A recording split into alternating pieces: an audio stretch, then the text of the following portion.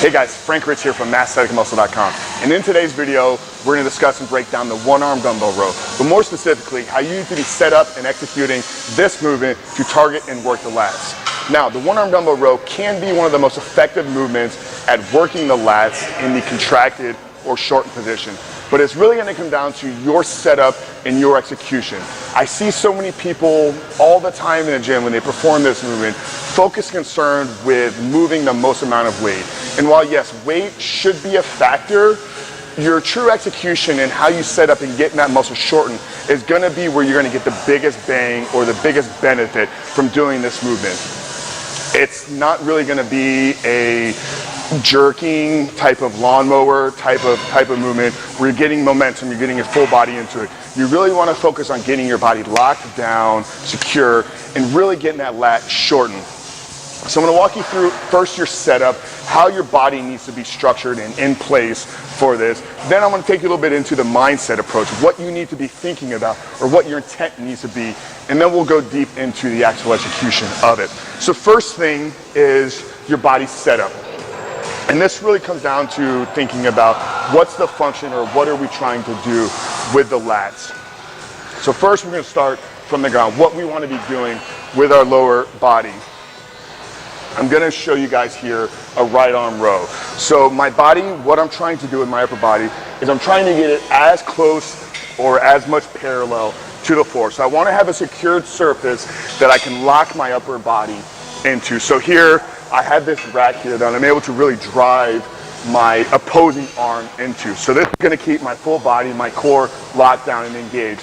Now my legs, I'm going to put the same side leg that I'm rowing with forward. And the reason I want to do that is there is a rotational aspect to the lat. So it does attach to the spine, it does have somewhat of a rotation involved. But what we want to do is we want to eliminate rotation at the pelvis. So if I were to row in this fashion, what's going to end up happening is as I get closer to the top, my hips are going to open up, allowing me to rotate at the pelvis. I want to prevent that from happening. So by having this front leg forward, I'm able to drive this leg down into the ground, and the only rotation is going to happen at my spine. So I'm driving hard here with the opposing hand, I'm driving hard down here with this leg. Also, another reason why you want to keep this leg forward is we want to eliminate the amount of space that we have for force transfer. So if I'm balanced here and I'm rowing on this side, there's a big gap, there's a big range of movement for that weight to transfer. So here, I want this leg as close to this weight as possible. So my movement is going to be coming in terms of here. So hard down here, hard into here. Now our setup and our intent is going to be thinking about lengthening the lat first. So we need to really know what the lat does or where the insertion and origin point is. So a fully lengthened lat for a row is going to be here. It inserts here underneath the humerus, underneath the armpit. So we want to fully be stretched here. And then our execution, our movement is going to be back first, not rowing up. This is going to be an upper back or rear delt type movement. So we want to think about coming here first, then we're going to get to a certain point, and from there, that's where the rotation aspect comes into play. So lock down, hand driving hard into a immovable object, leg driving hard into the ground. So I'm fully secured, fully locked down. Initial movement is a retraction of the scapula, shoulder blade first. So it retracts here, back first, then I'm going to get to a certain point where I can't go any further back, and that's where I want to get that rotation involved. Upper body parallel to the floor, back, really thinking about squeezing that elbow behind me. So once again, I'm only using 60 pounds here. It's not a weight that I would normally work with. I may get up to 80, up to 100 pounds, but I'm not going to try to row 200 pounds because I'm not going to be able to get my lat fully shortened here.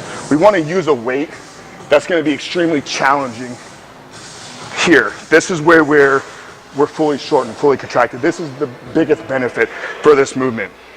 I can all day, I can row here, I can get 200 pounds and I can do this like it's no problem. but I'm getting no benefit, no work involved in the lat. So once again, guys, walking you through this, hand fully secured, locked down, upper body keep in place, got a tight core. Leg, same leg that I'm driving or rolling with, is driving hard into the floor. Gonna fully stretch, fully lengthen the lat. Think about rolling back first, and then bringing that elbow behind me.